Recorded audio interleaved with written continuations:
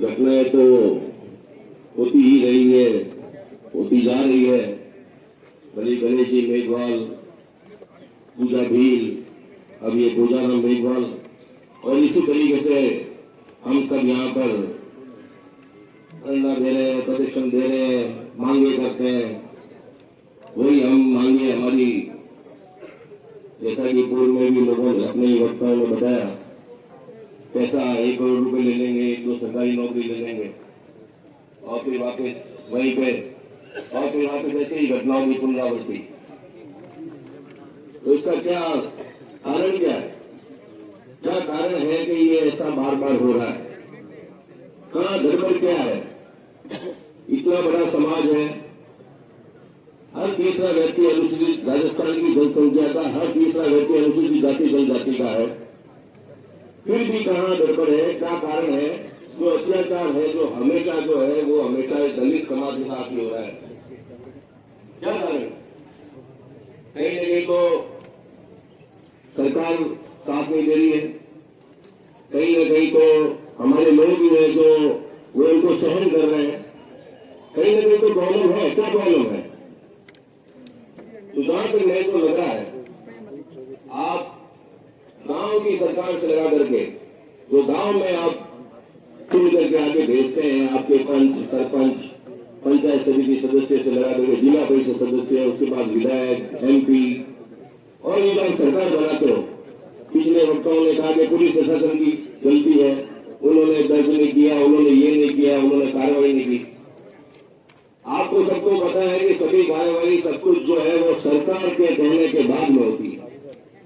सरकार कहती है इसमें कार्रवाई करनी तो कार्रवाई होती है, सरकार कहती नहीं करनी तो नहीं होती है, रुका हुआ रहता, मामला टंगा हुआ रहता। कोई भी सरकार, अभी तक कोई भारत को आजाद हुए 70-80 साल होने आ गए, सभी जगह यही हाल है। 70-80 सालों से हमारा काम यही चल रहा है। आपने किन समाज को है जो आपने ऐसे हमारे जैसे अत्याचार होने के बाद में ऐसे धरने प्रदर्शनों पे या हमारे भाई के लाश को ऐसे रख करके मोर्चे में हम लोग ऐसे बैठते हुए देखा? आपने कितने समाजों को देखा है? हम ही दिखेंगे आपको, हमारे अलावा आपको कहीं पर भी कोई नजर नहीं आएगा। क्या कारण है इसका? इसका कारण जो मुझे समझ में आता है वो ये है कि आप जिन लोगों को चुन करके आगे भेज रहे हैं, वो गांव के छोटे मोटे पंच से लगा के, सरपंच से लगा के, जितने लोगों को भी आपकी बात करने के लिए, आगे बात करने के लिए भेज रहे हैं, वहां वो आपकी बात नहीं कर रहे हैं। मैं 20 शब्द लिखा हूँ, वो आपके लिए कोई बात नहीं कर रहे हैं, वो आपके लिए आपके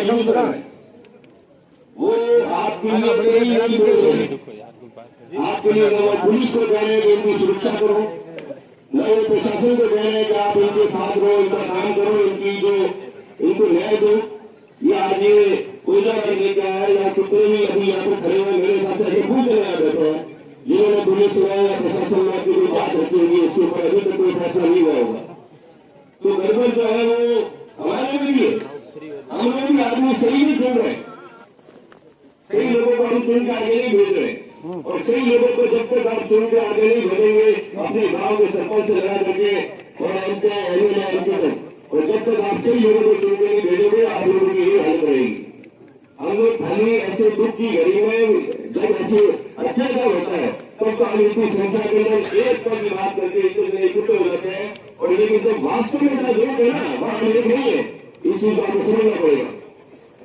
तो मेरी शॉर्ट में संक्षिप्त में मेरी इतनी सी बात है कि आज तो हम पूजाराम मेघवाल हमारे छोटे हमारे भाई के लिए हम न्याय भी ले लेंगे, जैसा कि संविधान 1 करोड़ रुपए है, 1 करोड़ का अपना समाज अभी इसी समय बनाया जा सकता है।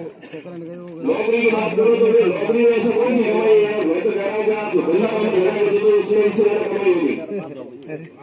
नौकरी की भी हाल में से कुछ नहीं होगा, आप धंधा लगा के बैठ जाओ, आपको पता है आप उससे ज्यादा पैसा कमाओ। 2-4 महीने बाद 6 महीने बाद वहां पे जिंदगी बैठने के लिए तो इसका कोई नहीं है कि आप जिन लोगों को चुन के भेज रहे हो उसके लिए ऐसी मीटिंग करो और देखो और फिर तय करो कि हमको आगे किसको भेजना है। कई लोगों को नहीं भेजोगे तो ये जो आपके बीच में लोग आपको 1000 लोग करेंगे, लोग आएंगे, कोई वास्तव में दुख के साथ भी आएगा और खाली कोई झगड़ा आंसू बहाने के लिए भी आएंगे आपके बीच में। आप लोगों को इनको पहचानना पड़ेगा, आपको खाली समय आने पर जहाँ पे खराब, जहाँ पे कोई लोगों को इकट्ठा होना है, बहुत बड़े चुनेंगे, वो आपको कहाँ इकट्ठा होना है। अगर आप उस जगह पे जहाँ पर जनप्रतिनिधि अपन चुन के भेजते हैं, सरकार में आपके लिए बोलने वाले भेजते हैं, उस जगह आप अगर इस एकता के साथ प्रयोग करोगे तो जाके हमारे जो ये भविष्य में इस तरह के जो हमारी अत्याचार है, निर्णय घटना हो रही है, इसी पुनरावृत्ति नहीं होगी। जय भारत, जय हिंद। जय हिंद साथियों। कोजाराम मेघवाल को सरस्वती नमन। आज पूरे सभी लोग गंदगी में धन्यवाद। कोजाराम जी को परिवार के प्रति गहरी संवेदना व्यक्त करते हुए उनको आदरपूर्वक नमन करता हूं। और अभी कुछ वक्ताओं ने कहा कि आजादी के 70 साल बाद हम लोग यह नहीं जान पाए कि हमारी बीमारी क्या है, हमारे मूल रूप से मौलिक रूप से हमारी समस्या क्या है। तो आजादी के 70 साल बाद भी हम लोग पता नहीं पाए। तो इस संबंध में मैं कुछ बातें कहना चाहता हूं जो जरूर पूरी करनी होगी, उसके लिए मुझे बात है। सर्वप्रथम तो ये बात है कि डॉक्टर अम्बेडकर ने अपने अंतिम जीवन में जाते समय हिंदू धर्म को छोड़कर बौद्ध धर्म ग्रहण किया, तो वो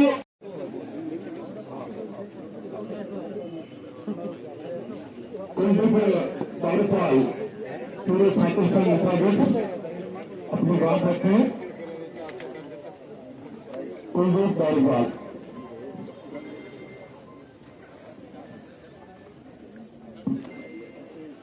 दिवंगत आत्मा कोजाराम जी को नमन। मैं यही कहना चाहूंगा कि आखिर हम ऐसे बहने कब तक देते रहेंगे। और मेरे से पूर्व वक्ता जो भी कह रहे थे, इसका समाधान क्या है? समाधान है, लेकिन हम लोग उसका मतलब सही यूज नहीं कर पा रहे। सबसे बड़ी वोट की ताकत होती है हमारे पास में। मैं कोई ऐसी राजनीति की बात नहीं करूंगा, लेकिन सबसे बड़ा अगर अपने पास में हथियार है तो वो अपना वोट है। और उस वोट को हम किसी के बहकावे में आकर या किसी के लालच में आकर उस वोट को बेच देते हैं, तो आप में ऐसे दिन हमें देखने पड़ते हैं। ऐसा ही होता रहेगा। जब तक हम संगठित नहीं होंगे तब तक ऐसे अत्याचार होते रहेंगे। स्वर्गीय कोजाराम जी के परिवार को यह न्याय दिलाने के लिए पधारे हुए सभी आदरणीय भाइयों बहनों,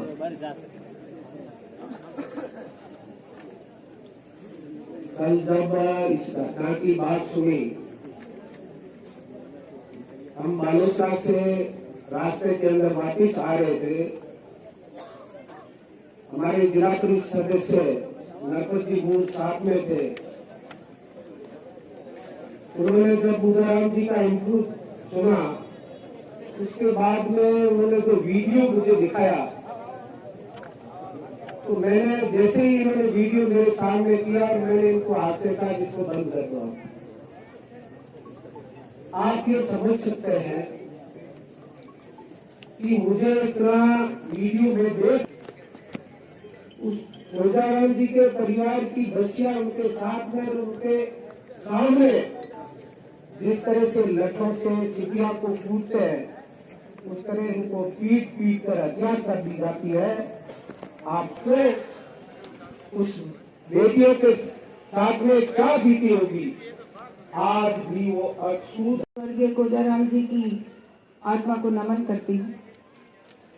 आज हम सब यहाँ इकट्ठे हुए हैं और बहुत सारे विचार अभी हम सबके सामने आए। आज हम सब यहाँ किसी राजनीति के कारण इकट्ठे नहीं हुए।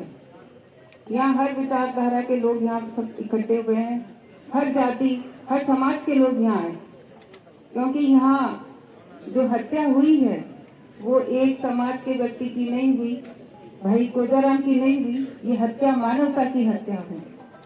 और इसमें हम सभी आज यहाँ इकट्ठे हुए हैं न्याय मांगने के लिए। अभी मैंने इनके बेटे भाई कोजाराम जी के बेटे इंद्र कुमार जी को देखा है कि आंखों से आंसू बह रहे। इनकी आंखों में आंसू देखकर मुझे मेरा समय याद आ गया। आज मैं आपके बीच में सिर्फ डॉक्टर प्रियंका चौधरी के रूप में नहीं हूँ। मैं आज मौका है कि मैं आपको बताना चाहूंगी कि 15 साल पहले कुछ इसी तरह की घटना व्यक्तिगत मेरे साथ हुई थी। आज जो कह रहे हैं कि FIR दर्ज नहीं होती, ये मैंने भी भुगता है। ये होता है। अगर आपके पास ताकत नहीं है, अगर आपके पास पैसा नहीं है, अगर आपके पास ऊपर से सिफारिश करने वाला कोई नहीं है, अगर आपकी कोई सुनवाई करने वाला नहीं है, तो आपकी FIR थाने में दर्ज नहीं होती। मैं इसकी भुगत भोगी हूँ। जयपुर के अंदर हादसा हुआ, मेरे बेटे के साथ हुआ, और तब मुझे यह एहसास हुआ कि स्वर्गीय जो गंगाराम जी, जिनका इतना बड़ा नाम है, वो MLA नहीं थे उस वक्त, लेकिन उनका नाम था, उनके परिवार का नाम था, लेकिन उसके बावजूद अगर मेरी FIR दर्ज नहीं होती तो एक आम आदमी की तो क्या स्थिति होती होगी। और वही कारण था कि मैं मजबूर होकर राजनीति के अंदर आई और ये संकल्प लेकर आई कि जो गरीब होगा, जो पीड़ित होगा, जिसके साथ अन्याय होगा, उसके साथ डॉक्टर प्रियंका चौधरी हर वक्त खड़ी रहेगी। और इसीलिए मैं हर धरने पे, हर मौके पे आपके बीच में आई।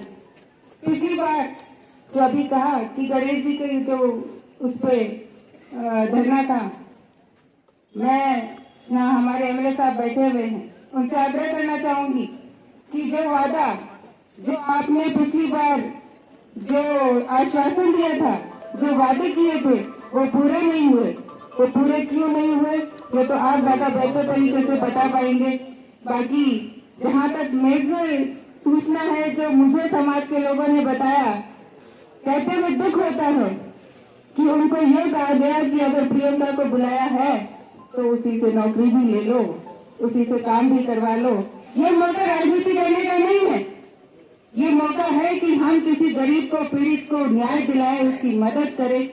और मैं मानती हूँ कि ये जो घटनाएं एक के बाद एक हो रही है, ये इसलिए हो रही है क्योंकि जो सरकार है, ये उसकी कमजोरी है, ये उसकी लापरवाही। अगर सरकार मजबूत होती तो निश्चित रूप से प्रशासन और पुलिस को क्या हिम्मत थी कि वो गरीब के खिलाफ उसको न्याय नहीं दिला पाए। अगर यहाँ ऊपर बैठे नेता जैसे राजा कहेगा वैसे अगर उसके अधिकारी नहीं करेंगे, संभव नहीं है। कहीं न कहीं सबकी कमजोरी है। और मैं आप सबसे आग्रह करती हूँ, बाबा साहेब ने कहा है, संगठित हो, शिक्षा अर्जित करो और संघर्ष करो। आप सब लोग पढ़ाई करो, अपने हक के लिए जागरूक हो। इस तरह के धरने हम तब तक देते रहेंगे। हर बार धरने देते हैं, हर बार मांगे मानते हैं, आधी पूरी होती है, आधी पूरी नहीं होती, और हम तसल्ली करके बैठ जाते हैं और इंतजार करते हैं कि कब अगला कार्य ऐसा घटना होगी और कब हम धरना देंगे। ये कब तक चलेगा? आप सब एक हो जाओ, संगठित हो जाओ, मजबूत हो जाओ।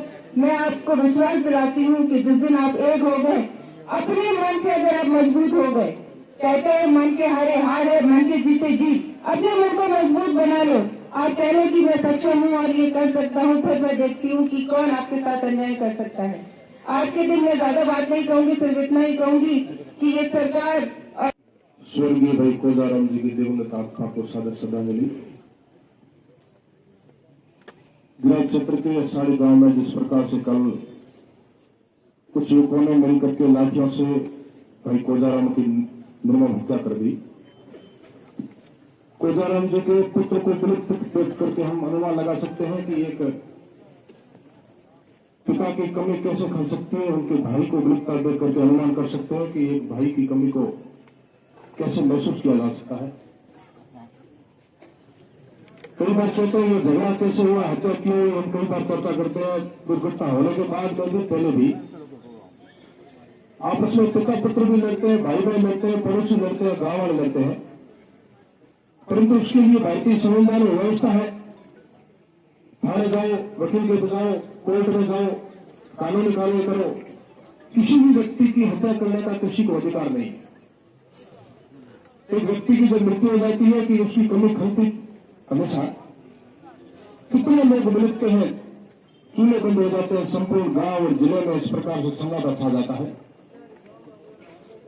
मेरे से पूर्व वक्ताओं ने पूरा जताई बार बार ये विषय है कि अंततः क्या करना चाहिए।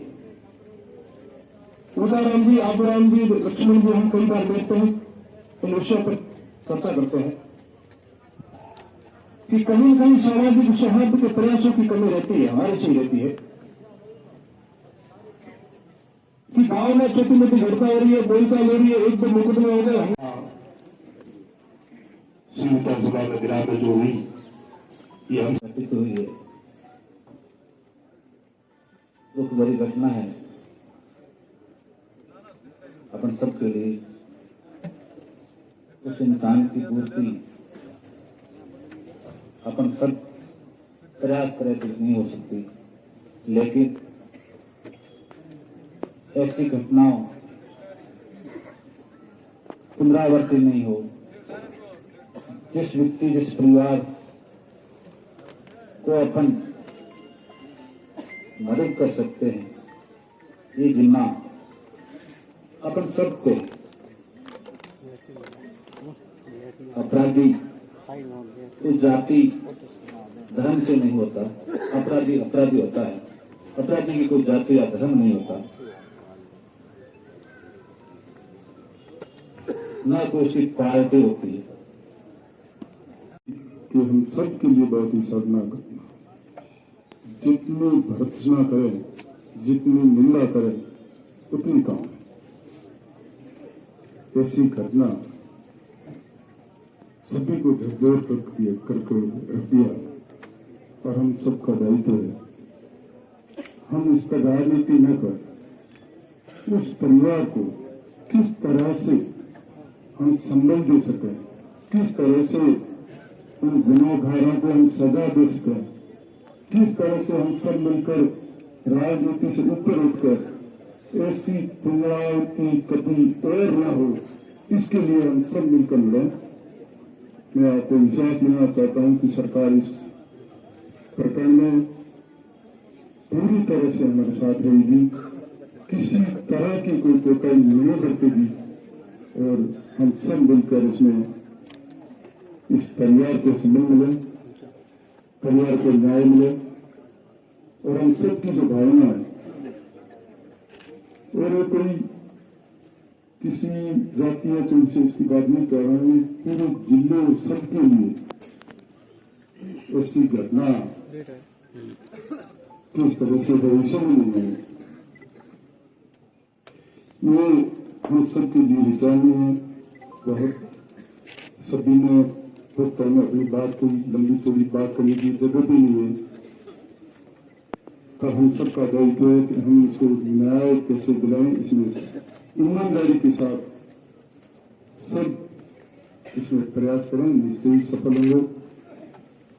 परिवार को न्याय मिलेगा, जिन्होंने ये ऐसी घटना जघन्य घटना की है उनको दंड मिले और भविष्य में पुनरावृत्ति नहीं, उसके लिए पुख्ता व्यवस्था कैसे हो, इस ओर हम बहुत प्रयास करें। यही कहता हुआ मैं आपको यही विश्वास करना चाहूंगा कि राजस्थान सरकार इस प्रकरण में बिल्कुल इनके साथ और पूरी तरह से हर तरह से सहयोग करने में कतई पीछे नहीं रहेगी। धन्यवाद। आज बाड़मेर जिले में हुई एक शर्मनाक हत्याकांड जो इस पूरे बाड़मेर जिले का नाक नीचा कर दिया और इस घटना की गंभीरता को देखते हुए आप लोग उस 6 मासूमों और विधवा को न्याय दिलाने के लिए तमाम 36 कौम के लोग और अनुसूचित जाति और जनजाति के लोगों ने जो आज उस परिवार को न्याय दिलाने के लिए जो हमदर्दी दिखाई है, उसके लिए मैं आप सभी का धन्यवाद ज्ञापित करूंगा। घटनाएं होती रहती हैं, लड़ते हैं, लेकिन वहां की जो घटना और उसके पीछे का जो कारण है, कारण में जिस प्रकार का अपराधी पक्ष का जो जुल्म है, अपन जो गांव में रहते हैं, अपन लोगों को पूरा जानकारी है कि हर जाति वर्ग का मोहल्ला गांव में अलग है। तो एक साइड में राजपूतों का मोहल्ला है, दूसरी साइड में मेघवालों का है, और उसके बीच में सरकारी रोड निकलेगी। तो इस मेघा जो ओजाराम है, ये जो हीराराम का पोता है और ओजाराम का दादा, और ये 3 भाई थे, तीनों भाइयों का परिवार साथ है। तो कोजाराम सबसे छोटा था अपने तिलोकाराम के परिवार में, हरजीराम उसका बेटा है। और छोटे को जो मुख्य रूप से जो धोरी घर पे बोलिया करो, उस घर में वो इस कोजाराम के हिस्से में आया हुआ था। यानी कि आजादी से पहले का वो जो बाड़ बनी हुई, और उसके पास में जो सामने जो राजपूतों का मोहल्ला है, वो व्यक्ति इसके घर के आगे कूड़ा डालता था, कचरा डालता था, कभी पत्थर डालता था, कभी बेटियों को छेड़ता था, मतलब किसी प्रकार से गाली गलौज करना। सामने साइड में खंबे के ऊपर लाइट थी, तो ऊपर वो सारे फोटो थे। और जो मैं जो बोल रहा हूँ, मैं तथ्य और मेरे जानकारी है, वही बात आपके सामने रख रहा हूँ कि पूरे के पूरे खंबे पर जो लाइट काट रहा है चढ़ के, क्योंकि खंबा सामने साइड है, उस जो अपराधी है उसके घर की बाढ़ के अंदर है, तो वो सामने काट रहा है, वो उसका फोटो है। जितने बार भी कोजाराम को उसके जो अपराधी है उसकी औरत ने गालियां दी है, कोजाराम की औरत के साथ में मारपीट की है, उसका वीडियो आप सभी लोगों को मालूम। ये दूसरा, इस आदमी ने त्रैताई और ये गणेश जी साथ में गए थे, वो रोया था जबरदस्त, क्योंकि उसको मौत लग रही थी कि मेरे को ये मार देंगे, और मेरे सामने भी कहा था। तो ये हमेशा मेरे सामने करता है, क्योंकि इसके माँ बाप नहीं है, तो ये जब भी मेरे से ज्यादा करता कि मुझे न्याय नहीं मिल रहा है, अब मैं क्या करूं, पुलिस एफआईआर दे। और जब ये जाता था तो पुलिस वाले इसको अपमानित करते थे कि इसको तो पैसों के लिए ये मुकदमे कर रहा है, और ये इसको असल में इसके साथ नहीं होता।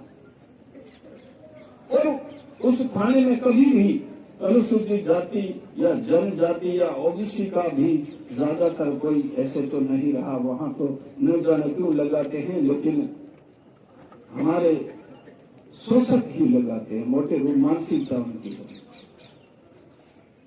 और बीच में 1-2 बार हुआ था, तब थोड़ी सी अपराधियों में भय हुआ था, जो ओबीसी का आया था कोई व्यक्ति, उसकी वजह से। लेकिन अब तो क्या है, इस व्यक्ति ने जब ये लिखित में दिया तो एसपी साहब ने वो रोया, तब एसपी आजकल लिखता है कि जांच करके रिपोर्ट करें, लेकिन उसके प्रकरण में सीधा ही लिखा कि मुकदमा दर्ज कर जांच करा, मुकदमा दर्ज किया जाए, जांच तो खैर सीओ करता है। तो सीधा ही जाकर के 15 तारीख को दिया, बीच में रहा होगा 1-2 दिन। इन लोगों ने देखा कि आज कोई नहीं है, नारायण राम ये तीनों भाई तो नौकरी करते हैं, फिर घरों में कोई आदमी नहीं। ऐसी स्थिति में वो गांव से और के पास से कोई 100 कदम आगे गया, वहां पर इसको घेर करके किस तरीके से मारा है वो मैंने बॉडी देखी है। आपने तो खाली लथपथ हुआ वो फेस देखा, मैंने तो पूरे उसके जो शरीर से थोड़ी सी ऊपर खींच करके पैंट और यहाँ से देखा है। कल्पना नहीं कर सकते कि ऐसे दरिंदे इस समाज में कोई है, और वो अपने आप को कहते हैं कि हम क्या हैं, वो है। मैं उसको लानत कहता हूं कि तुम किस लिए पैदा हुए इस जमीन पर, जो इंसान का इस बेरहमी से एक छोटे से मामले के लिए, वो भी अन्याय के ऊपर हैं, उसके बाद में जिस तरीके से ये करते हैं, मैं जिंदगी में नहीं भूलूंगा। सर छोटूराम ने कहा था, एक किसान मेरी 2 बात मान, बोलना सीख और दुश्मन को पहचान। तो ये समाज पूरा बैठा है, न्याय प्रिय लोग बैठे हैं, जुल्मी की कोई जात नहीं होती है, लेकिन अपराधी और दुश्मन को अच्छी तरह से पहचान लीजिए। कभी भी अपनी बाप की औलाद को भूल मत करना और अपराधी को संरक्षण मत देना। ये जमात है जो कम से कम स्वाभिमान पैदा करें इस बात का। तो उसका जो कृत्य करने के बाद में जब थोड़ी भनक लगी, वहां भी मेरी भतीजी है, वो 14 है, लेकिन मोहरा भाई जो ये कारण वो मेरी भतीजी लगती है। वो जब उसको लगा तो घर से बाहर निकलने लगी, और साधु राम उसका सचेरा भाई वो बाहर निकलने लगा, तो वही हत्यारा जो वहां अंजाम दे करके आया, नरेंद्र सिंह वहां लाठी लेकर के खड़ा हो गया, और उन औरतों को गालियां देती हुई कहा कि अभी कुछ जीरो रिलैक्स कर आए, उनको बाहर निकल हुआ तो गए तुम्हारे भिंड मुंह को निकल देते बाहर होंगे, मतलब जो कुछ उसको बोलना, क्योंकि उसके दिमाग में तो भूत सवार था। जब उसने उस तरीके का कृत्य किया तो उसको किस बात का भय था, और भय उसका जो 5, 7, 10 दिन पहले बैठ करके पूरे में ये कहता हूँ कि उस जो गुलाम क्षेत्र के जो लोग सारे सामंती विचारधारा के लोग हैं, उन लोगों ने बैठ करके पूरा प्लान किया कि इसका अंत कैसे किया जाए, और उस प्लान के मुताबिक इन लोगों ने ज्यादातर आगे नाबालिगों को करते हुए और पीछे लाठियां लेकर के उनको कहा कि कोई फर्क नहीं पड़ रहा है, आपका 10 दिन में जमानत हो गई, पेटने की चीजें उस बच्चों के अंदर भर करके और फिर उसकी हत्या करवाई और सामने खड़े रह करके उनको बिल्कुल उत्साहित करते रहे कि मार दो साला, जिंदा नहीं रहना चाहिए। और जनता को तड़पता रहा, उनकी बच्चियां जब बीच में पड़ी रो करके तो इन दरिंदों ने एक एक थप्पड़ मार करके जेठा में पकड़ के साइड में खड़ा रखा उन बच्चियों को, और बाकी वाले उसको लाठियों से पीट पीट करके मार दिया उसको। क्या कल्पना करते हो? और जब संचार करीब 1 से 1.5 घंटा उसके बीच में समय निकला, और जब पुलिस को आने की सूचना मिली तब वो जो क्या बोलूं उसके बारे में, वो जो पुलिस पहुंचती है, एमएलए साहब, प्रमुख साहब, चेयरमैन साहब, पुलिस पहुंचने के बाद में 200 कदम पे उन परिजनों को आने नहीं दिया और पुलिस जाके खड़ी थी, तब ये जाकर के वो मेरी भतीजी और ये साधुला राम एक डोकली बूटी हो जाए वो मात्र पहुंचा, और तब तक तो वो बिल्कुल ऐसी हालत थी कि आप पूछो मत। और पुलिस ने, और ये तो ये कि किसी व्यक्ति ने उस गांव में उस अल्पसंख्यक वर्ग के लोग थे, लेकिन किसी ने उसको गाड़ी देने की भी चेष्टा नहीं की, तो पुलिस ने अपनी उस जीप के अंदर उसको मृत हालत में डाला। ये दूसरी बार है, मैंने कहा कि चुनौती लेकर के वहां मारा था गंगाराम को, दूसरी बार यहां मारा है। और गंगाराम को भी एक हिम्मत करी थी, जाट समुदाय के व्यक्ति ने उसको बहुत परेशानी आई थी कि गाड़ी में डाल करके क्यों ले गई, और यहाँ तो किसी ने हिम्मत करी। वो दूसरे गांव की थी, मुजफ्फरपुर में, लंबे में नहीं जाना चाहता हूँ, जो मैं समानता है उसको बता रहा हूं। तो इसलिए हमारी मांग है कि जो षड्यंत्र में, जो इसको षड्यंत्र करने वाले लोग हैं, वो पुलिस और प्रशासन तत्काल गिरफ्तार करे उन लोगों को। और किन किन लोगों की, इन लोगों के अपराधियों, और उसके बीच में हम नाम भी खोलेंगे, उस व्यक्ति से 2-3 वहां के जागीरदार हैं, उन लोगों से किन किन लोगों की कितने बजे क्या बात हुई, 5 दिन का कोई डिटेल निकालो, सब अपराधी सामने आ जाएंगे। दूसरी बात, कोजाराम लगातार त्राही करने के बाद में भी जिन पुलिस अधिकारियों ने इसमें 1 महीना तक वो इस तरीके से रोने के बाद में भी उस आदमी को संरक्षण नहीं दिया, कानूनी संरक्षण नहीं दिया, उस दर्ज मुकदमे में चालान नहीं किया या मुलजिम को गिरफ्तार नहीं किया, इसके लिए जो मुलजिम को संरक्षण देने वाले अधिकारी है उनके खिलाफ भी नियमित करते हुए उनके खिलाफ एफआईआर लॉन्च। तीसरी बात, जिन मामलों में पक्षपात करते हुए 3 मामलों में जो एफआईआर ली है जिन अधिकारियों ने, उन अधिकारियों के खिलाफ भी एक्शन हो और उनको रीओपन करके पुनः एक ईमानदार अधिकारी से, अच्छी एजेंसी से उनकी जांच करा करके इस परिवार को, और मेरे पास वीडियो देखे हुए हैं जो उनके पास भी होंगे और इनकी पेन ड्राइव भी पड़ी है। दुर्भाग्य तो देखिए उस आदमी को कितना शंका था। चौथी मांग हमारी ये है कि बाड़मेर जिले में 65% से एफआईआर लगी है और उसमें कोई माननीय न्यायालय ने सबसे ज्यादा प्रसंगान लिए है, तो दर्जनों मामलों में प्रसंगान लिए है। उन सारे अधिकारियों के खिलाफ में सेक्शन 4 की कार्रवाई करे। क्यों? क्योंकि जो एफआईआर लगती है उसमें अगर प्रसंगान लिया जाता तो स्वतः ही जो जांच अधिकारी के खिलाफ में एक्शन होना चाहिए, कार्रवाई होनी चाहिए एट्रोसिटी एक्ट के तहत।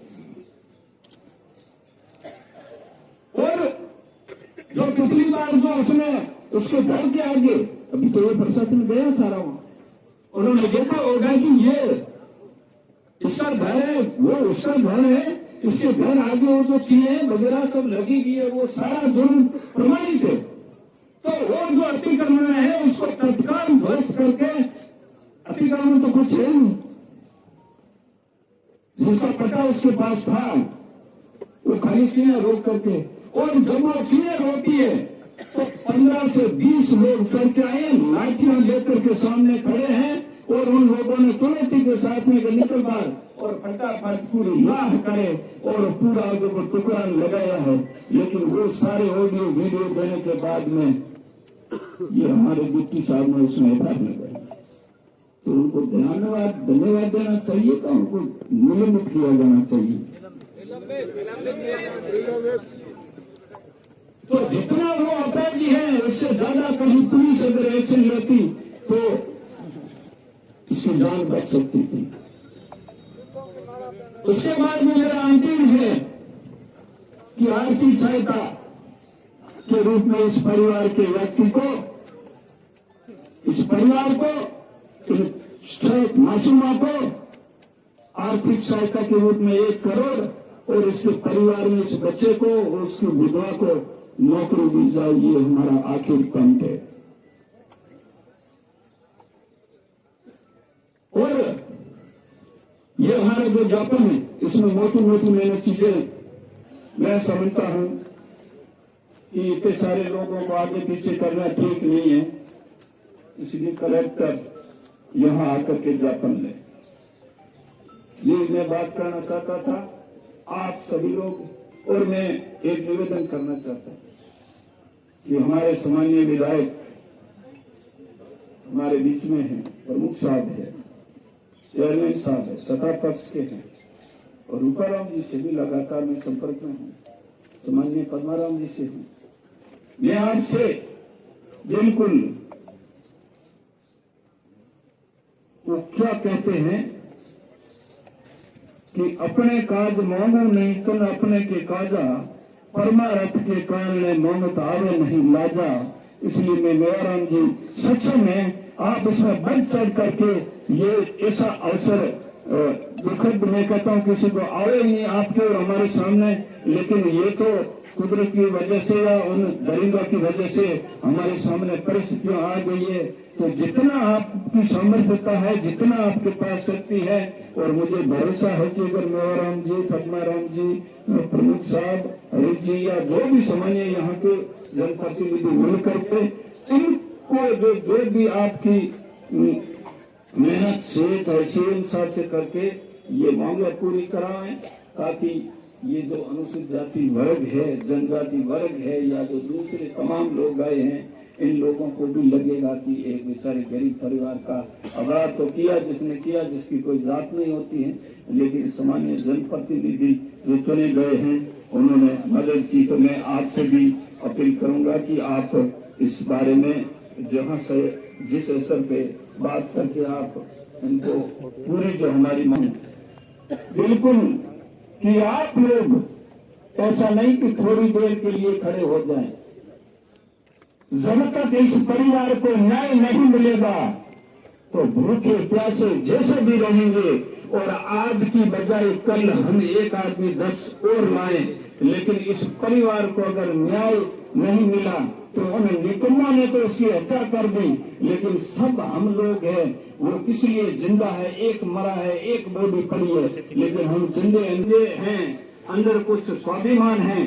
तो इसकी जो बच्चे हैं उनको न्याय दिला करके व्यक्ति के खिलाफ व्हाट्सएप पे या अन्य सोशल मीडिया के माध्यम से किसी धर्म या व्यक्ति के खिलाफ या जाति के खिलाफ कोई अपमानजनक या आपत्तिजनक टिप्पणी नहीं करें, शांतिपूर्वक अहिंसक तरीके से यहाँ बैठ करके, और ये हमारा बाड़मेर की विशेषता रही है कि जब जब हमने यहाँ आंदोलन की है तो न तो सरकार या किसी के ऊपर एक भी नारा लगाया है, हमने अहिंसक रूप से बैठे हैं, हमारी मांग रखी है, वो मांग पूरी होके रही है।